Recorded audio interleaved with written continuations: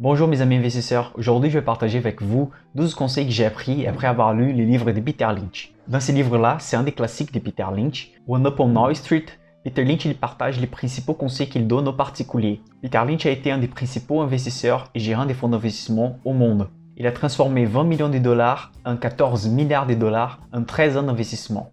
Avant de commencer avec les premiers conseils, je vous invite à liker la vidéo, à partager avec vos amis si ce sujet vous intéresse et s'abonner sur la chaîne. Maintenant, on attaque les 12 conseils de Peter Lynch.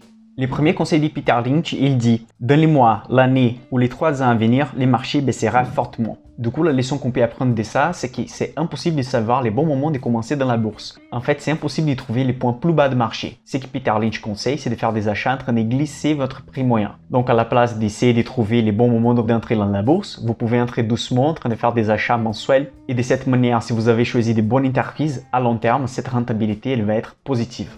Maintenant, on parle du deuxième conseil.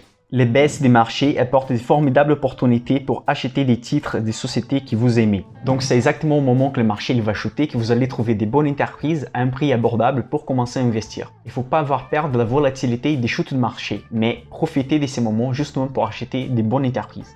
Dans son troisième conseil, Peter Lynch ne parle pas d'une chute systématique du marché comme on vit maintenant avec la crise Corona ou la crise suprême comme en 2008. Il dit dans son livre « Les corrections, c'est la définition des boursiers pour une forte baisse mettant des sociétés extraordinaires à des prix très intéressants. » Le troisième conseil, c'est complémentaire au deuxième. Même pendant des périodes de hausse de marché, on va avoir des corrections. Par exemple, la marque des boissons Monster, c'est une action qui a fait un 100 bagger. C'est la façon que Peter Lynch appelle les entreprises qui ont monté 100 fois son prix initial dans la bourse. Et pendant cette montée, vous allez trouver plusieurs chutes de 30, 25 et 20%.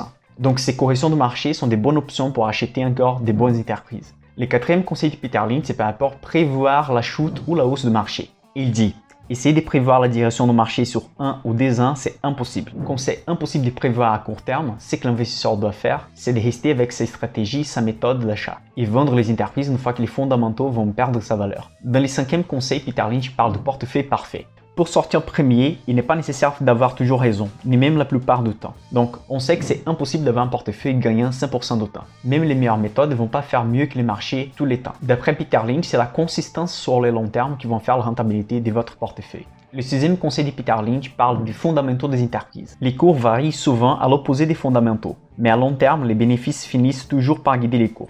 Donc, on peut trouver parfois des bonnes entreprises sous-cotées dans la bourse. Quand on achète ce type d'entreprise, c'est pas dans 6 mois ou 3 mois que les marchés vont reconnaître les fondamentaux de cette entreprise et faire les cours monter. Donc restez avec la méthode que vous avez choisie et c'est pendant les moments de chute et de correction de marché que vous avez trouvé des bonnes affaires dans la bourse. Le septième conseil, c'est très important. Il dit qu'une société qui se comporte mal ne signifie pas qu'elle ne puisse pas faire pire. Donc tout le monde connaît par exemple les cas des Renault. Ça fait 2 ans que les cours ne fait que baisser. Une personne qui a regardé les cours à 90 et après elle a regardé à 40, elle dit là c'est le bon moment d'acheter. Qu'est-ce qui s'est passé? L'action est tombée à 30 €, après à 20 €, après à 13 € pendant la crise Corona. Donc toujours on doit avoir des signes de la société que ça commence à améliorer avant de l'acheter. C'est mieux de perdre quelques pourcents de rentabilité pour être sûr qu'on vient d'investir dans une bonne affaire que d'essayer de prendre un couteau qui tombe. Le 8e et 9e conseil de Peter Lynch, ils sont attachés un sur l'autre. Il dit si les cours montent ne signifie pas que vous ayez raison, et si les cours baissent, ça ne signifie pas que vous avez tort. À nouveau, à long terme, les cours de l'action, elle va suivre les fondamentaux de l'entreprise. Si l'entreprise, elle génère des recettes, des bénéfices, les cours de l'action vont suivre les bénéfices et vous allez avoir une rentabilité positive. Dans les livres What Works in Wall Street, il montre que si vous ne répétez pas la méthodologie de vos achats et vos ventes à long terme, vous n'allez jamais savoir si l'action elle monte grâce à les stratégies ou simplement à des corrections de court terme ou au hasard. Pour savoir si l'entreprise elle monte grâce à les stratégies ou si elle tombe parce que c'était un mauvais choix, il faut suivre les stratégies à long terme. Le 10e conseil, c'est lié au biais de la passion ou de l'ancrage. C'est quand on est passionné sur l'entreprise et même si l'action elle tombe, on essaye d'acheter à chaque fois plus en train de penser que notre choix c'était le meilleur possible. Ne devenez pas trop attaché à un gagnant au point que la suffisance vous aveugle et que vous vous arrêtiez d'en suivre l'histoire. Par exemple, beaucoup d'investisseurs souhaitent acheter sur des grandes entreprises comme BNP, Société Générale, AXA, Total, etc. Une phrase que j'aime bien par rapport à ces sujets, c'est que l'argent n'a pas d'étiquette. Si vous avez fait de l'argent avec Total ou une petite entreprise ou même une entreprise qui n'est pas très connue, l'argent c'est de l'argent. Le plus important, c'est avoir de la méthode, de gagner de l'argent et savoir pourquoi. Rester avec Total ou rester avec Air Liquide, même si ça tombe et ça perd les fondamentaux, il n'y a pas de raison de faire ça car la logique montre qu'il fallait choisir des autres entreprises. Ces moments, je suis sûr que vous avez déjà trouvé parmi ces conseils quelque chose que vous avez déjà fait et qui n'a pas tombé bien dans votre portefeuille. Pour le 11e conseil, il dit « Quand les actions ne sont plus dans la réalité, il existe des meilleures opportunités, vendez-les et rachetez-en d'autres. » Donc, si vous trouvez une meilleure opportunité, une entreprise plus solide qui tombe dans votre stratégie, dans les ratios fondamentaux que vous avez choisis pour bâtir les stratégies, il faut changer d'entreprise. Ces conseils, il est très lié au 10e conseil. Il ne faut pas être passionné sur une entreprise. Si la méthode montre qu'il faut vendre l'entreprise, c'est ça qu'il faut les faire.